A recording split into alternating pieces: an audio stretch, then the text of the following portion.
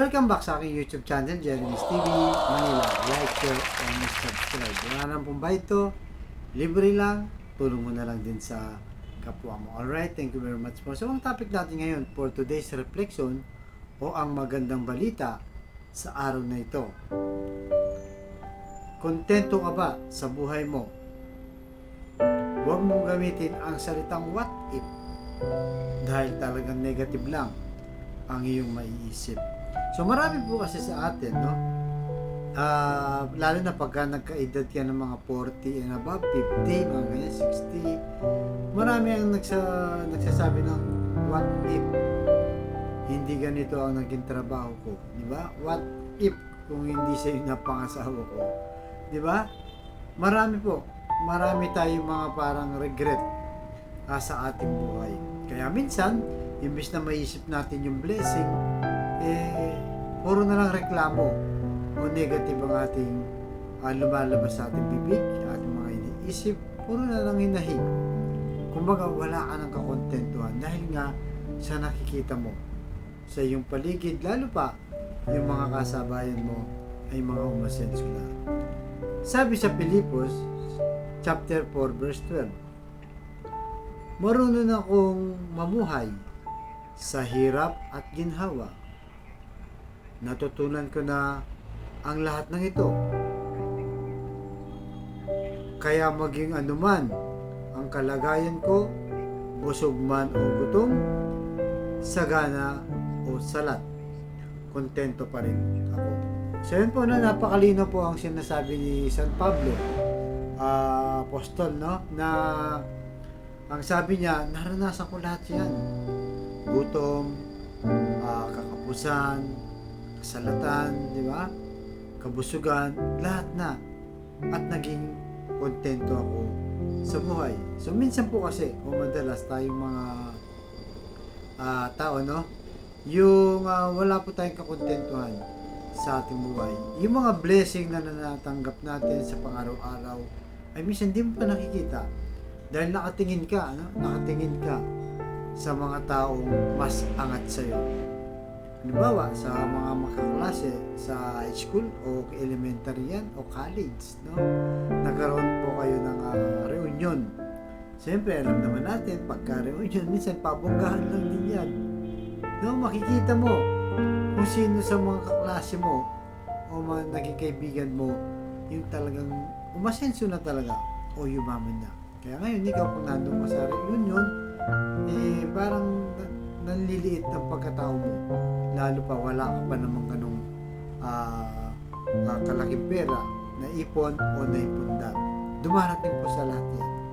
Kaya isipin mo na lang, hindi naman na material na bagay ang sukatan ng pagiging kontento. Minsan, di ba, kahit hindi ka namang mayaman, importante, napaaral mo yung mga anak mo, nabigyan mo ng mabuting kabuhayan, napagtapas mo sila, at ngayon maayos na yung kanilang buhay, hindi ka man sobrang yaman, nakagaya ng mga naging kaklase mo, kakilala mo, kaibigan mo, naging mabuti ka namang isang ama o isang ina. So, sobrang napakalaking blessing na po yan. Again, di naman natin sinasabi masama po ang mayaman. Maganda po yan kung yayaman ka. Pero, siyempre, hindi yun ang basihan para maging ang isang tao ay kontento na even kahit sila yung tinutukoy mong mayaman, hindi rin sila kontento sa kanilang buhay. O baka yung iba doon, wasak ang pamilya, may pera sila pero magulo ang kanilang pamilya. Samantalang ikaw wala ka pero maayos ang pamilya mo. May kapayapaan sa iyong pamilya. Napakaganda po. No? Pero mas maganda, siyempre, kung makuha mo lahat yun. Asensado ka na, mayaman ka na, at maayos pa yung pamilya mo at mabuti kang tao. Yun po ang the best. Diba? Pero siyempre, hindi nga lahat makukuha. Minsan, nangyayari po talaga yan. Na napag-iiwanan ka na habang ang ibang kakilala mo ay nasa tuktok na halos ng kanilang buhay. So, huwag po tayo mainggit o mag-regret, no? Kung ano man napili nating karir, kabuhayan, importante po yung naging maayos tayo sa ating pamilya. O baka naman, hindi pa talaga panahon para sa iyo. Dahil marami rin mga kwento sa buhay na minsan nasa edad na, doon pa lang sila yumayaman. Katulad ni KFC, di ba? Yung may-ari ng KFC. 65 years old na siya. Doon pa lang na-discover ang KFC na recipe. At doon pa lang siya yumaman. So, depende po. Minsan naman, baka naman hindi mo ginagawa yung part mo. Yung binigay sa yung talento ni Lord. May kanya-kanya po kasi tayong talento eh. Depende na lang kung paano mo siya gagamitin. Depende na lang kung sasayangin mo o talagang gagawin mo ang lahat para ikaw ay umasenso. So, ano po yan? Individual po yan. Hindi natin pwedeng ma-generalize. Ang sinasabi ko dito, kung anong meron ka, magpasalamat ka. Huwag ka na magreklamo. Diba? Darating din sa iyo yan. Kung alam mo namang tinatrabaho mo, yung inahangad mong mga pangarap, baka na-delay lang. Nauna lang yung makakakilala mo. Kaya maging kontento po. Ano man ang yung sitwasyon o kalagayan sa buhay. Ako personally, ganyan po ako. Kung meron, meron. Kung wala, wala. Pero, hindi tayo doon nagtatapos. Diba? Alam kong darating yung araw dahil nagsisikap naman tayo mapag-aral yung ating mga anak. Siyempre, mga bata pa yan, mga college pa lang. Yung pong pagsikapan natin na mapatapos natin yung ating mga anak. At pag lahat yan, napagtapos mo na, naniniwala naman ako dahil pinagsikapan mo naman, pinagpaguran mo yung pagpapalaki ng mga anak mo, naging disiplinado sila at higit sa lahat, may takot sa Diyos. Napakasarap ang pakiramdam.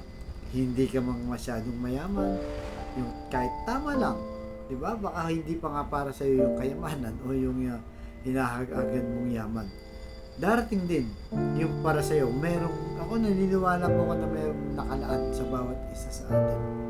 Kaya kumbaga, yan na po ang ating palaguin, yan na po ang ating pagsikapan, kung anong meron tayo, kung anong merong hanap buhay ka, kung saan ka kumikita, importante ay hindi illegal yan. At legal at alam mong pinagsisikapan mo. Darating din araw, makukuha mo ang iyong mga pangarap.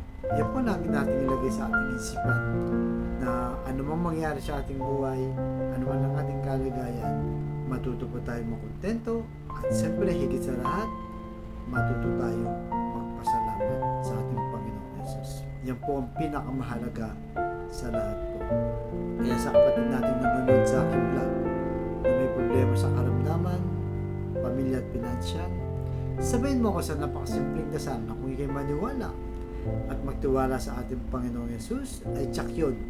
Yung nakalaan sa iyo ay iyong matatanggap. So tayo manalangin. Lord, i-bless niyo po ang kapatid naming nanonood sa aking vlog na maluba na po ang karamdaman. At lahat po ng mga nanonood sa aming vlog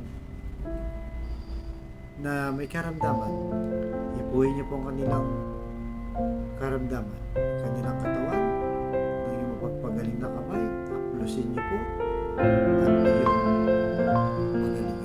At ganoon din po sa pamilyang nasisira o nagkawatak-watak dahil sa hindi pagkakaunawaan, kulang sa pasensya, ipuhin niyo po ang kanilang puso na maging mapagkumbaba, mapagpatawad at higit sa natin mapagmahal sa bawat miyembro ng pamilya. Ganoon din po sa pinansal na kailangan namin lahat, lalo na po yung mga kapatid namin walang-wala, Lord.